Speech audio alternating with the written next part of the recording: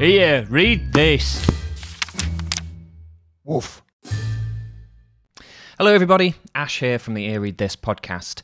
Recently on the podcast, I've been doing quite a few episodes on Sylvia Plath. I've done episodes on the Bell Jar, an episode on the life of Plath with one of her biographers, Carl Rollison, and then I've done episodes on poems like The Colossus and The Birthday Present, and I've got some more episodes in the works. I've got a kind of plan to go through as many poems as possible, so keep an eye out for those if you're a Plath fan. Today, I want to just veer off slightly and talk about novels about Sylvia Plath. I've recently read 3 different novels that deal with Sylvia Plath. Deal with sounds a bit severe. Feature Sylvia Plath to various extents. She's not always the main character. Sometimes she's somewhat in the background, but she is certainly the subject, or one of the subjects in all 3 of these novels. So I've read all 3 of these pretty recently, and I'm going to begin with what I think was the best of the bunch. This, can you see that? I'm just going to make sure. There we go. It's an old library copy, as you can see. It's called Wintering by Kate Moses, which came out in 2003. I absolutely loved this book. One of the best novels I read last year. I thought it was incredibly ambitious. It begins with basically the collapse of Sylvia Plath and Ted Hughes' marriage, with Ted Hughes moving out and the real muse moving in. The real muse moving in being a reference to the productive final part of Plath's life when she wrote her final aerial poems. The period covered includes the disaster at Court Green, where Plath discovered Ted Hughes' affair with Assia Wevel, starting Plath's new life as a young single mother in London, living in the former house of one of her poet heroes, Yeats, and of course the writing of Ariel. But it's not a linear structure. We move backwards and forwards in time. So we have these short vignette chapters that give us a kind of collage of Hughes and Plath's relationship.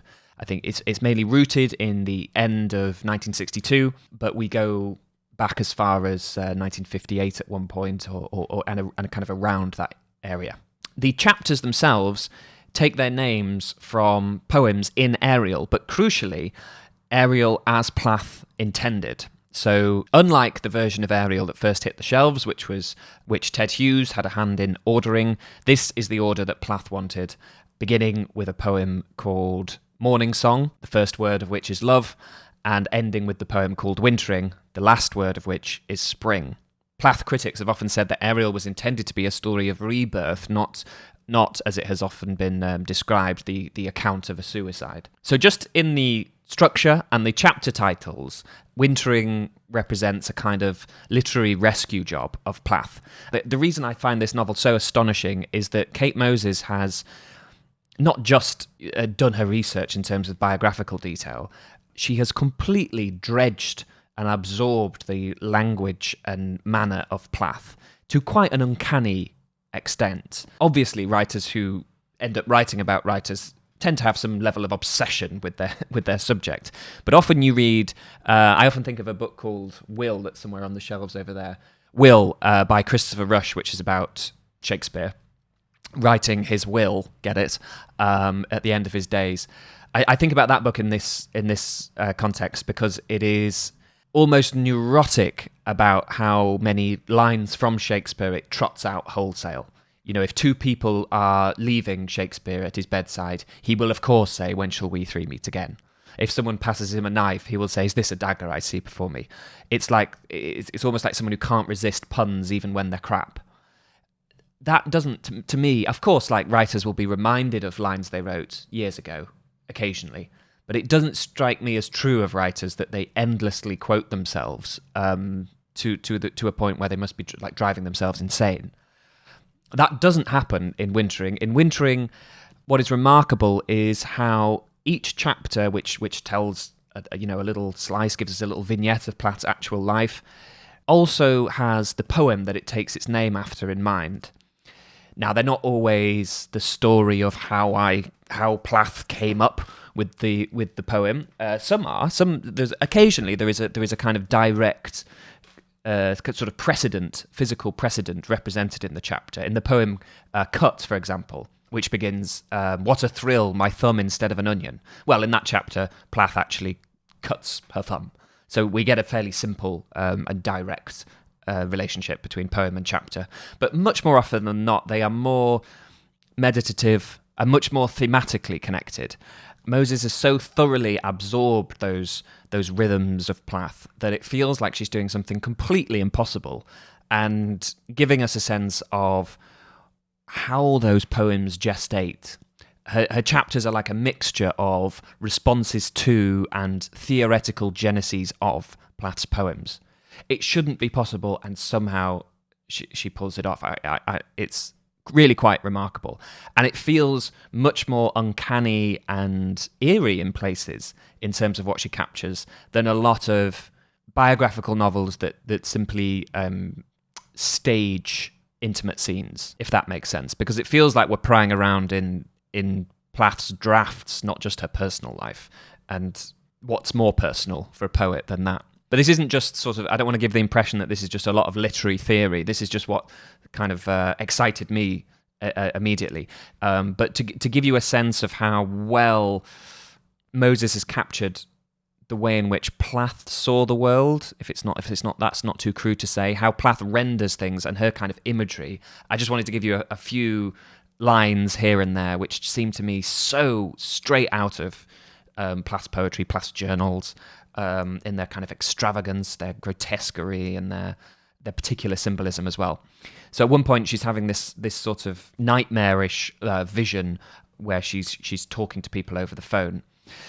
She holds the phone away, horrified as worms begin to rice out of the mouthpiece, flabby and flaccid, flapping in unison, pink fringe. At another moment, the gills of her manuscript ripple in the wall heater's faint eddy.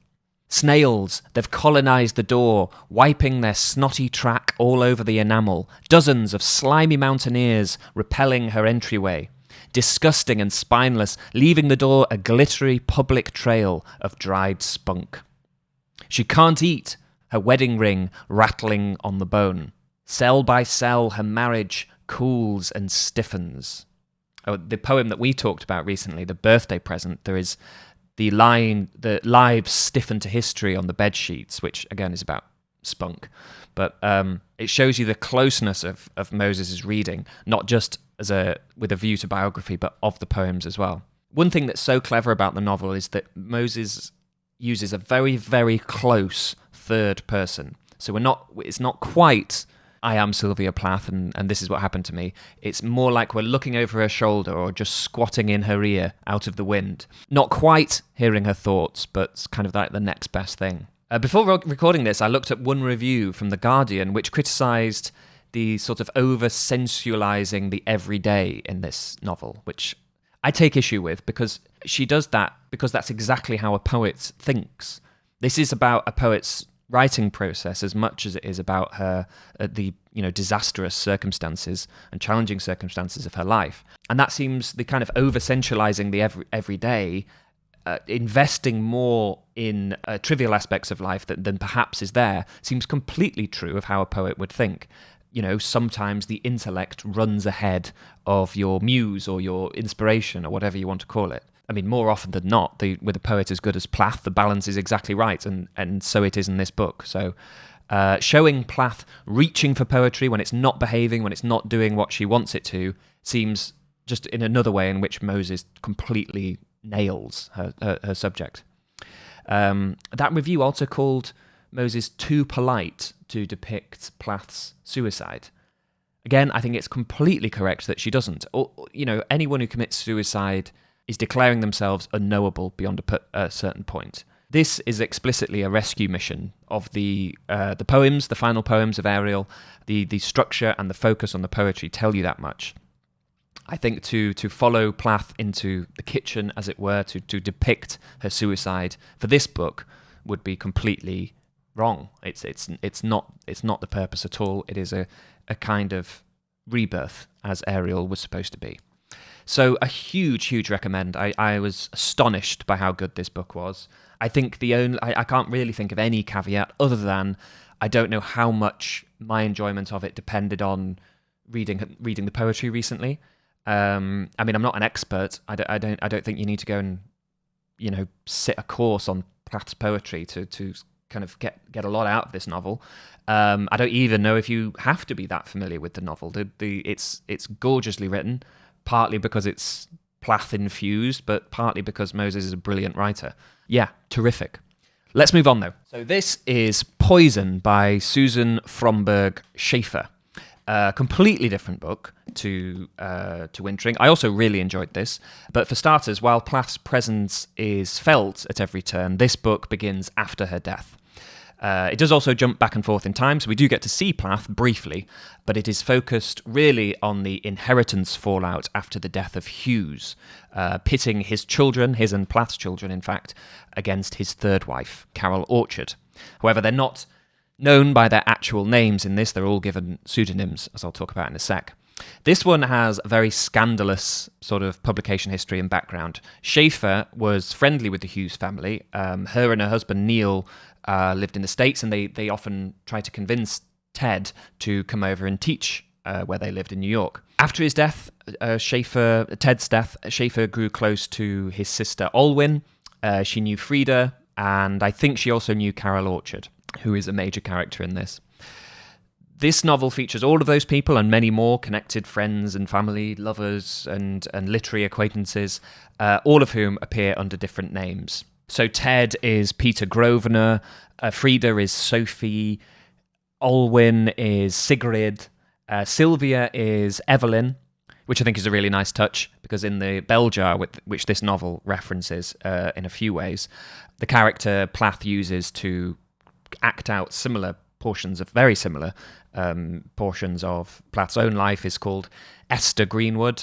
Esther at one point comments that she herself is going to write a novel with a fictional kind of avatar, and she's going to use the same amount of letters as are in her name, just as like Sylvia, Esther, and then Esther creates the fictional Elaine, I think it is, and then she also has the character she just comes up with up on the spot and calls herself Ellie Higginbottom.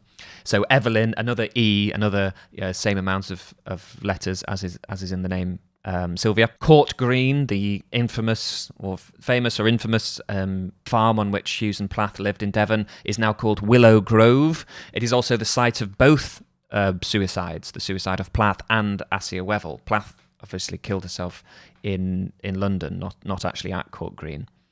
And these deaths hang over the novel. Schaefer says in an afterword she wanted to write about what it was like for a person or a family to feel cursed, as Ted Hughes no doubt did, and also the family, featuring two suicides in the same manner, the second of which also resulted in the death of a child, Shura.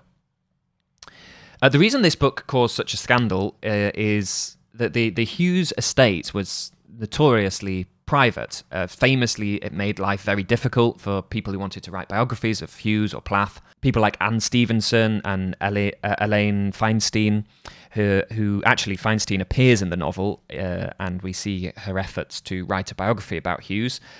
She doesn't come across well. She's presented as naive, deluded, and kind of hopeless. Just one of the portraits I found myself sort of wincing at. It is brutal about a lot of its subjects, about almost everybody, really.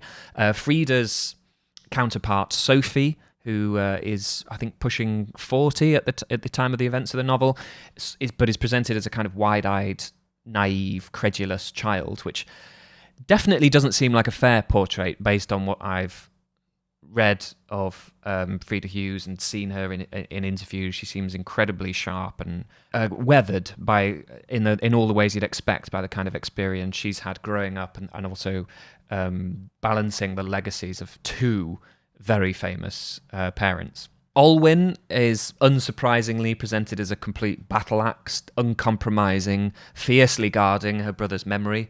Olwyn, which is Ted's sister, was absolutely horrified with the book. I suspect not because of her depiction. Her counterpart, Sigrid, it kind of comes off pretty lightly, really. Yes, she's fierce, but I don't think that was much of a secret. I suspect what really pissed Olwyn off was just how much it revealed. Sylvia Plath's final note to Ted Hughes before she killed herself, the contents of which I don't think Olwyn Hughes will have known Schaefer had access to. I think it's actually a bit mysterious how she got access to it. There is also, I believe this book also was the first to publicly reveal that following a fight in which Hughes hit Plath, Plath had then gone on to miscarry. And that's exactly the kind of thing that Olwen Hughes will have been desperate to bury, to make sure no one ever found out about.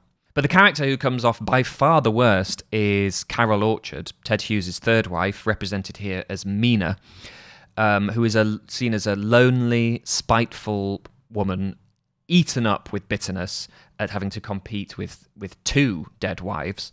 Mina is the most openly cruel character. She encourages fear in her dying husband's final days. She denies his children their inheritance, and she really is portrayed as just an incredibly venomous and selfish person. And on the other hand, while there are those references to a history of domestic violence between Hughes and Plath, Ted is presented as kind of unfailingly lovable despite that.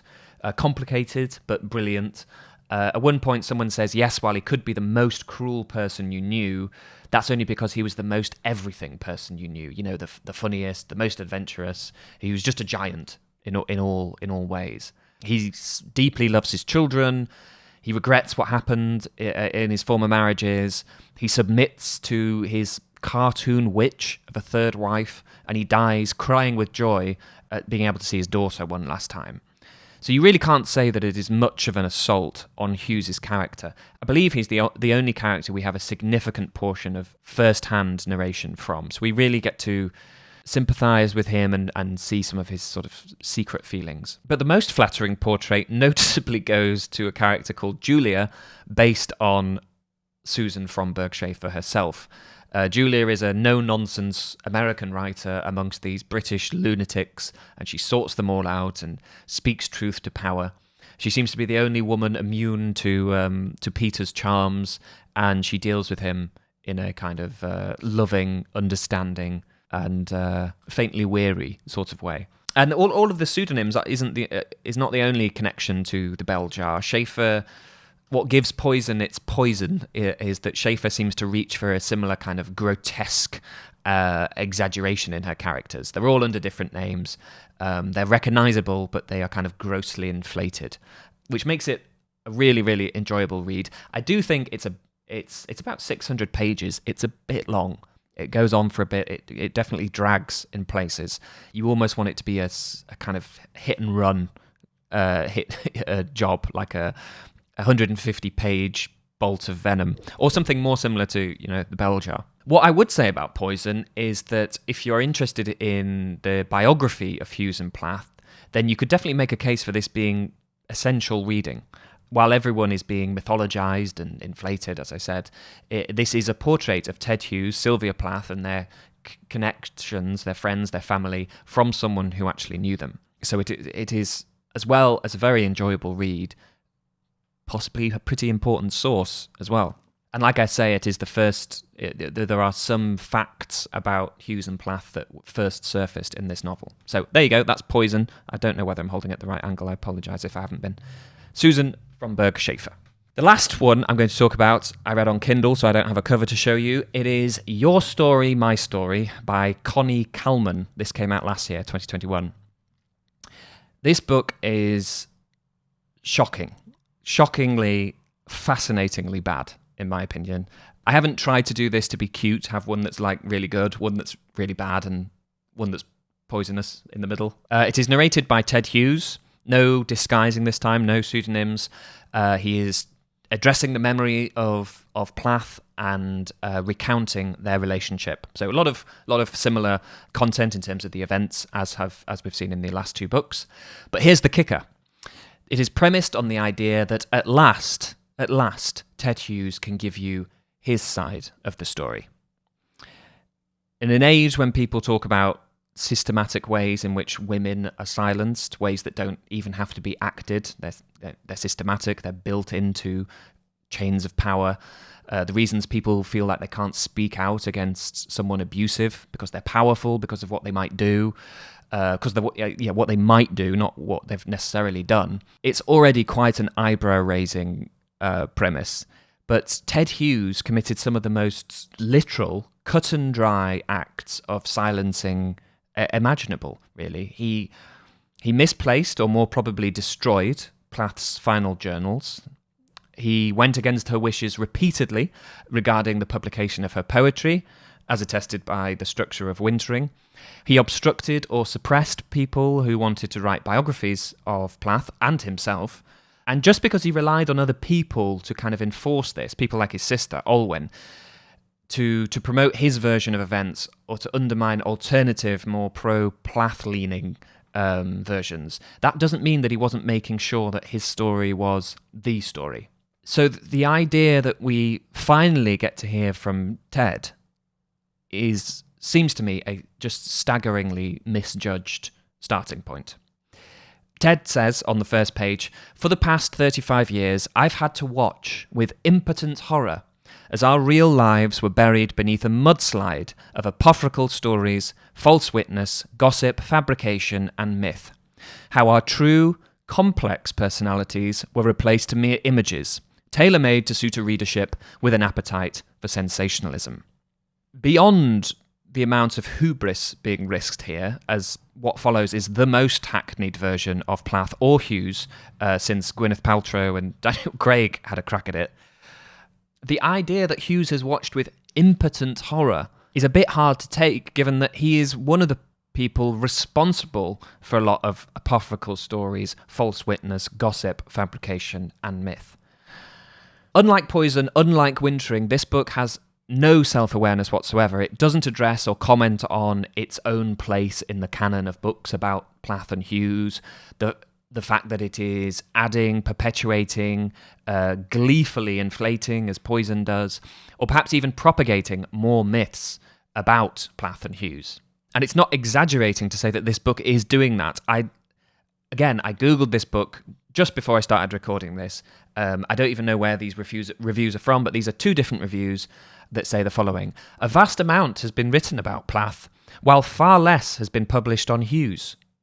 Beyond literary circles, he is often reduced to the role of the husband."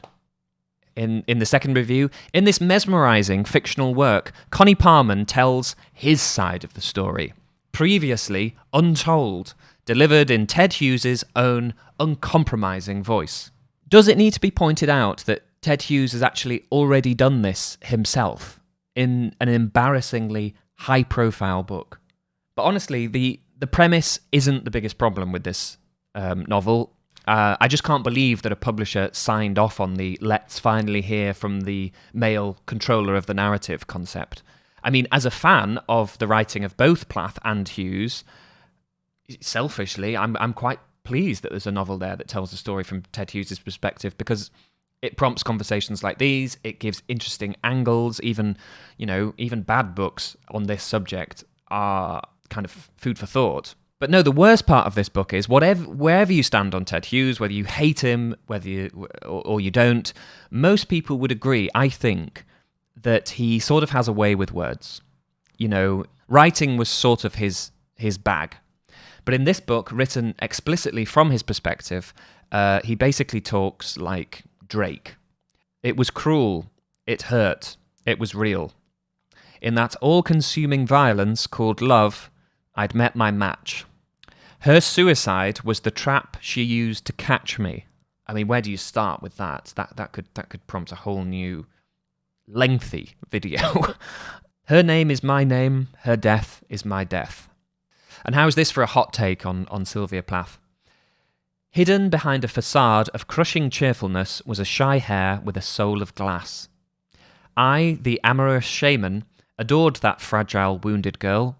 It was up to me to rip her out of her shell of falseness, both as a woman and as a writer, to enable her to make her voice heard." The strange sort of dizzying thing of this book is that you, regardless, I think, of your allegiance, your pre-existing allegiance to Plath or Hughes, you immediately take against Hughes based on the ridiculousness of the premise. The idea that we've never heard from him before, don't even really know who he is. He's just a husband, right? The absurdity of that makes you immediately side with Plath. But then the way in which Hughes is treated and made to trot out just, Drake lyrics makes you actually feel like the man that you're trying to rescue is being hard done by. But then he says something like this about Plath. "Whenever she was telling a story, her eyes glowed like granite, and her long, ape-like arms swung to the cadence of her voice. I know I'm just pulling quotes, but I want to communicate how the reading experience of just one insanely misjudged thing after another sort of feels. And despite the fact of this being in Ted Hughes' voice, despite the fact that this, allegedly is going to be like, finally, the real story, every hackneyed cliche in the book about Plath and Hughes is trotted out in turn. There's no paradise without a snake. The meeting with Assia Wevel was to change our lives forever. The only rival I had to contend with was death, and death was a one-legged Prussian bee king called Daddy. This is Cliff Note stuff at best. This is not insight that we would imagine of Ted Hughes' real, uncompromising voice. There's also just some ridiculously laugh out loud blokey chat. At one point, Ted Hughes tells us she started going on about children. And my favourite bit, I have yet to meet a woman who knows which battle was fought at Verdun, what the letters SS stand for, and why which war was fought where. Also, boys can jump higher than smelly old girls, said Ted Hughes, poet, teacher, translator of Ovid. Palmer never shows Hughes once doubt himself. He never once considers that he might have got something wrong, which in a different kind of book would be quite interesting. It would be quite interesting to see Hughes disentangle myth and reality, but the book is not up to that. Just as it's so ridiculous, it almost reads like a very, very niche satire of the subject of who controls the narrative. Like it could be a wounded old man bristling at being challenged and trying to kind of lay down his account. I'm still amazed by this book. I should say it is translated. I think Parman is Dutch, so it's been translated into English. So some of the writing style may have been lost in translation, but still the concept and the ideas translate. Yeah, just an astonishing book. Not necessarily one I wouldn't recommend. I mean, it was so entertainingly, kind of grippingly off-key, I thought, that I really enjoyed the reading experience, even though I thought it was a very bad book. But there you have it. 3 novels featuring Sylvia Plath, let's say. Let me know if you have read other books about authors that you'd like me either to talk about or that you'd recommend. I definitely want to do one of these about Shakespeare. I've been meaning to do that for ages. Yeah, there you have it. Three Sylvia Plath books. Look out for upcoming episodes on Sylvia Plath poems. I've got one on the poem The Jailer, and I've got one on the poem Hardcastle Crags. So look out for those. They've got fantastic guests, and we talk about not just the poem, but a lot more to do with Plath's life, Plath's writing, and Plath's philosophy. So, yeah, that's all for me for now. Happy reading.